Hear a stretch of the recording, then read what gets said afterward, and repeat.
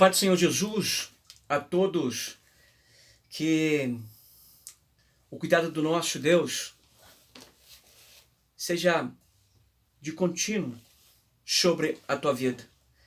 A minha palavra inicial, assim como a minha oração, é pedir a Deus que guarde cada um dos senhores, das senhoras, guarde o vosso lar, guarde os seus parentes, amigos, e a nossa oração é extensiva a todos da nossa cidade, a todos do nosso estado, como nosso país, e de igual modo nós temos que pedir a misericórdia do nosso Deus sobre o mundo inteiro.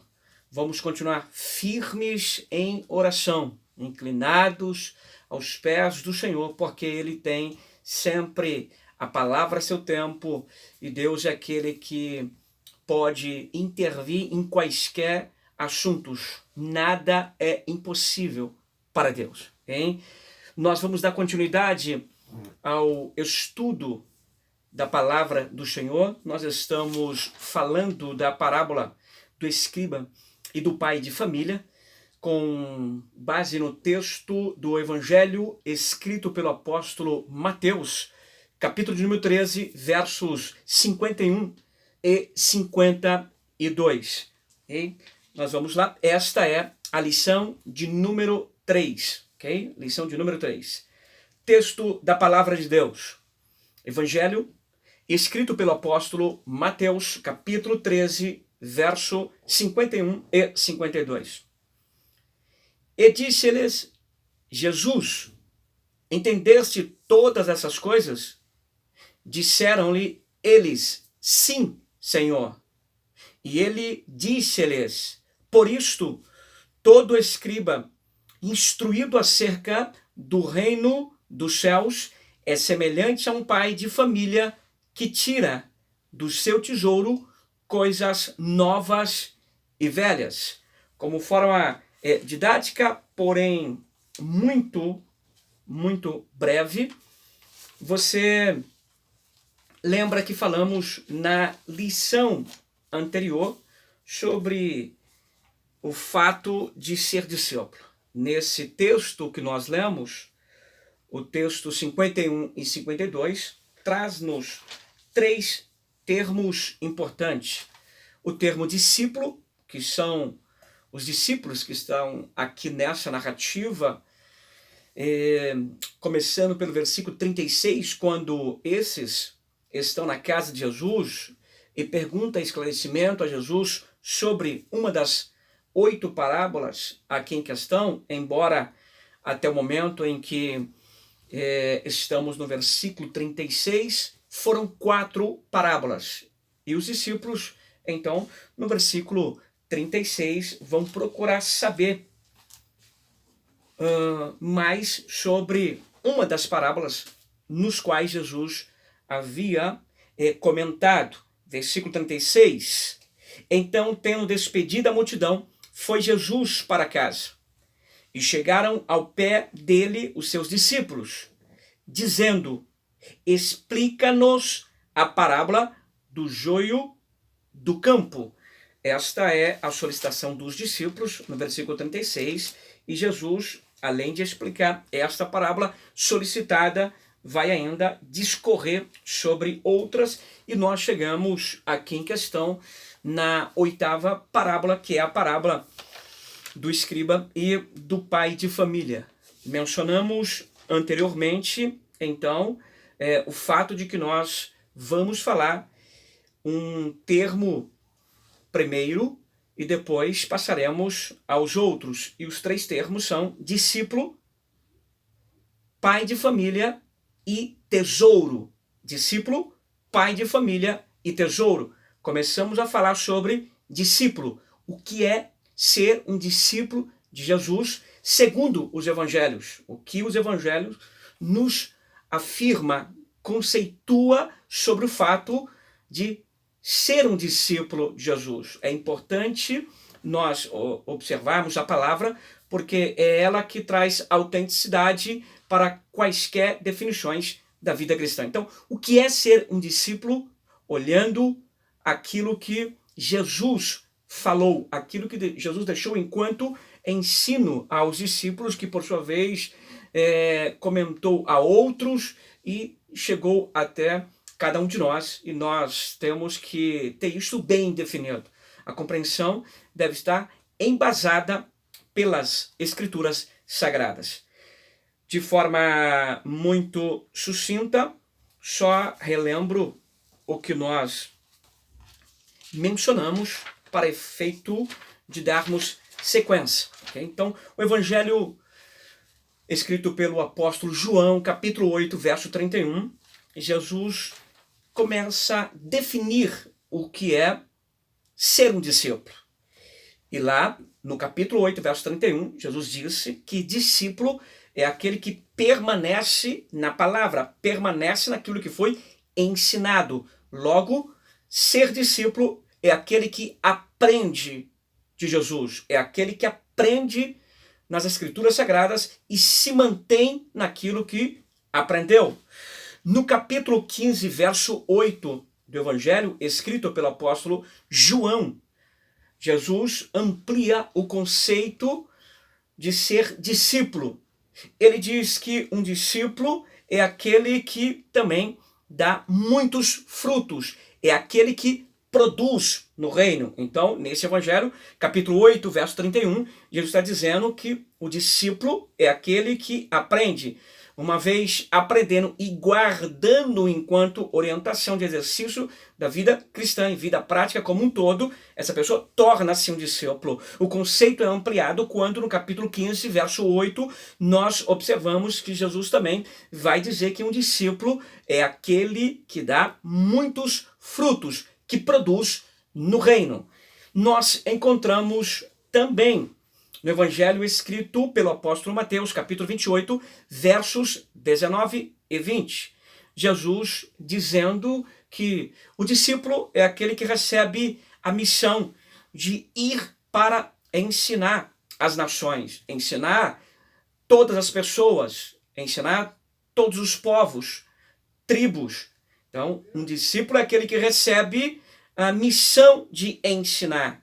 Também no verso de número 20, Jesus vai dizer que o discípulo é aquele que passa a ensinar as pessoas a guardar tudo aquilo que aprendeu do próprio Mestre Jesus, ensinando-as a guardar todas as coisas que eu vos tenho mandado. Alguém só pode ensinar outra pessoa ou outras pessoas a guardar os ensinamentos de Jesus à medida em que esta pessoa, primeiro, ela guardou, ela aprendeu de Jesus.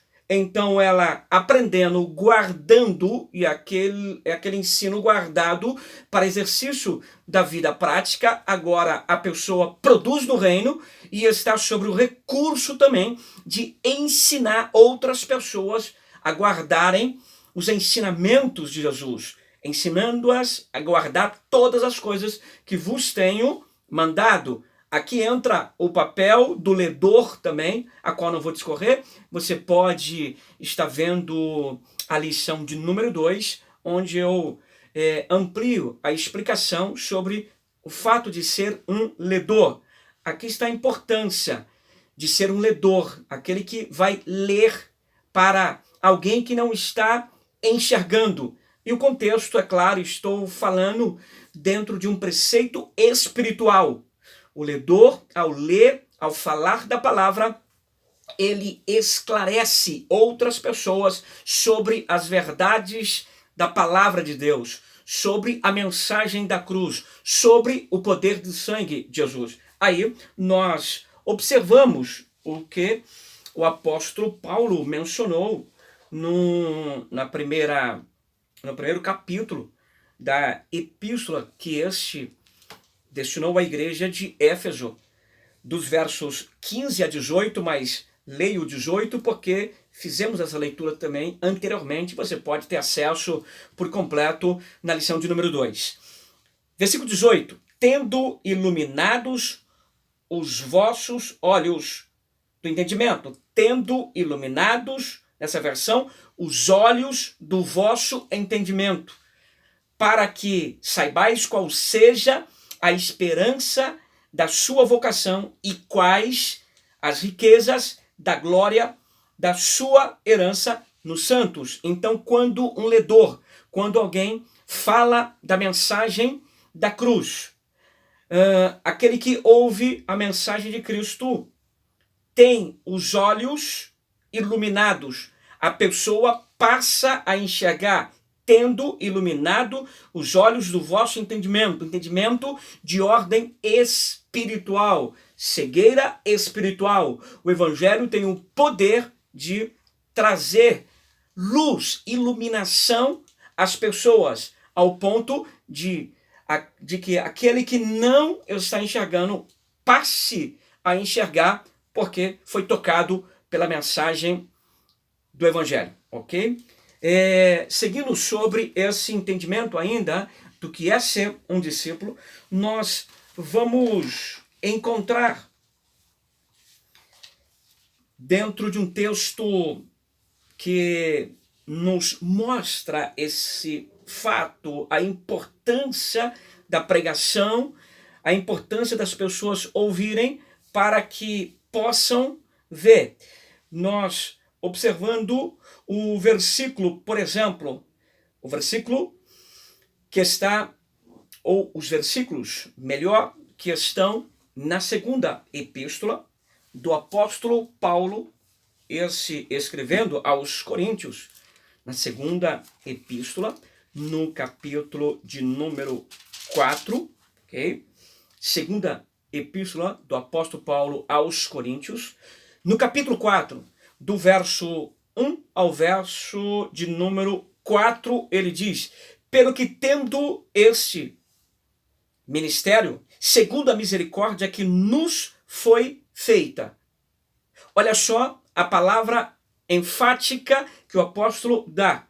Na medida em que nós recebemos o ministério e ação de ministrar, aqui é falar da palavra de Deus, segundo a misericórdia que nos foi feita, porque tudo que fazemos, falamos, é pela misericórdia de Deus. Ele diz, não desfalecemos. Nós recebemos uma ação da parte de Cristo para pregarmos o Evangelho, falar da mensagem da cruz. E por misericórdia procuramos fazer isso. Você procura fazer isso, tem feito isso. Segundo o propósito de misericórdia do Senhor, a palavra do apóstolo é que você não desfaleça. Não desfaleça porque o cenário social está de alguma forma mexido, mudado, alterado. Não desfaleça. Mantenha a fé em Cristo. Guarde a fé, guarde as palavras de Cristo.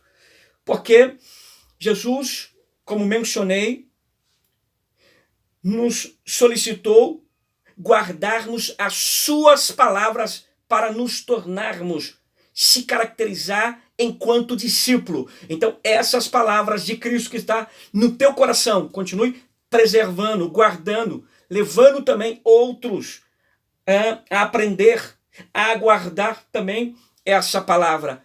E o apóstolo diz, não desfalecemos, mantenha firme. Deus vai mudar esse momento, esse cenário.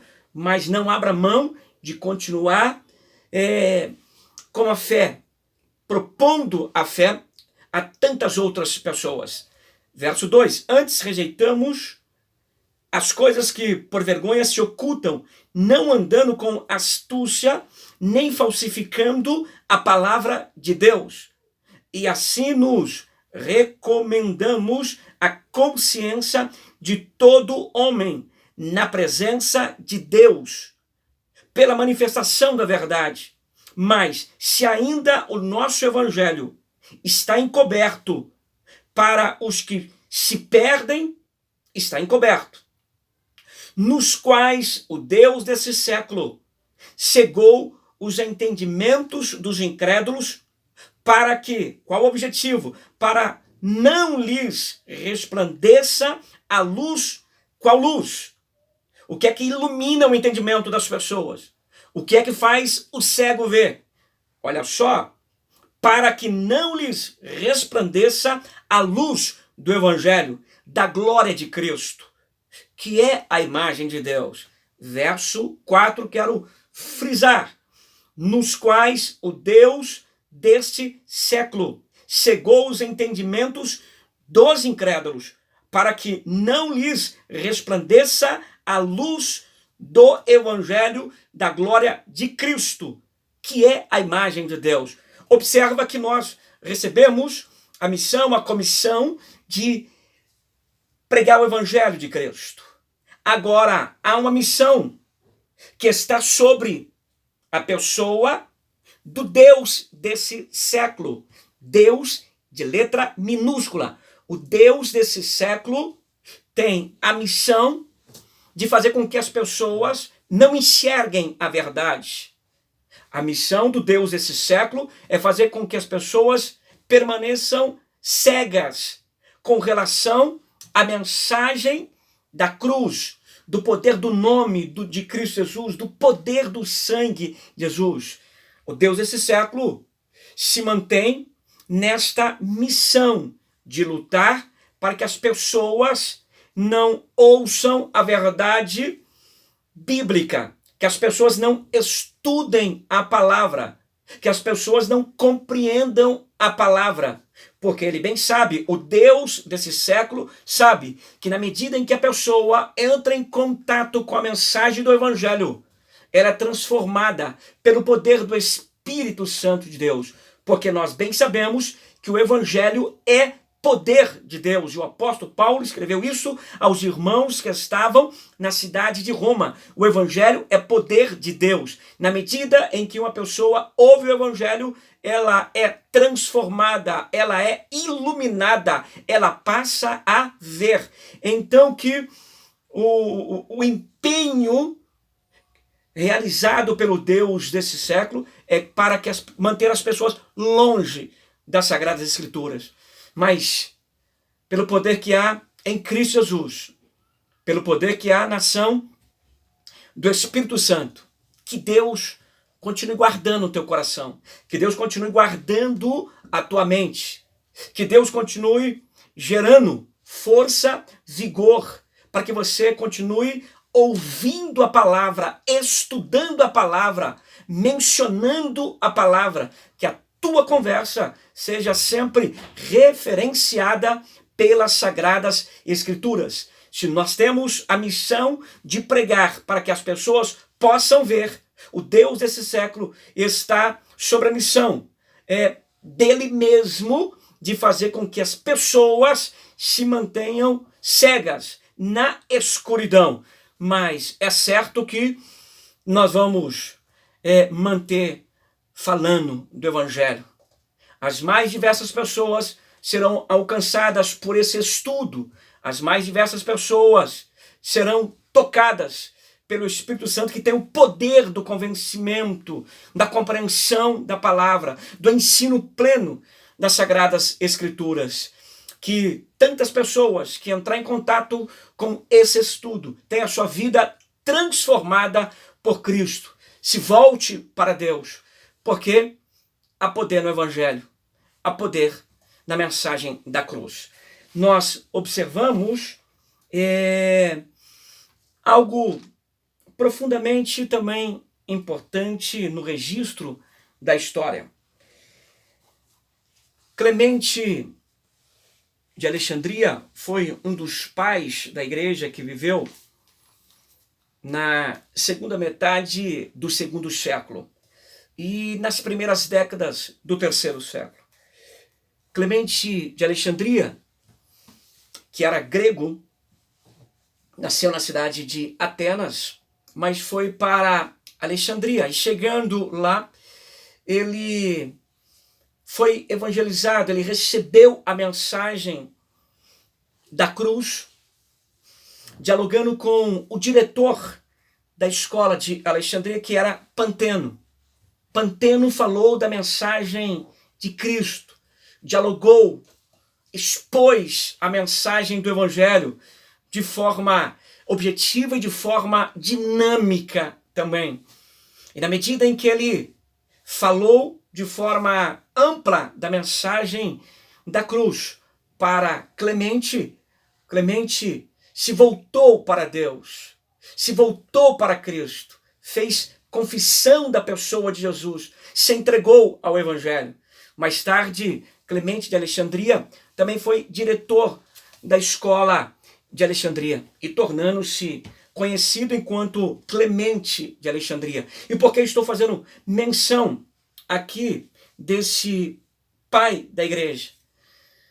Porque ele, dentre os mais diversos conceitos e livros e saberes que trouxe sobre educação cristã, 2 dos seus conceitos eu quero trazer para esse momento. Ele mostrou Deus enquanto o Deus que é o Logos pedagogo.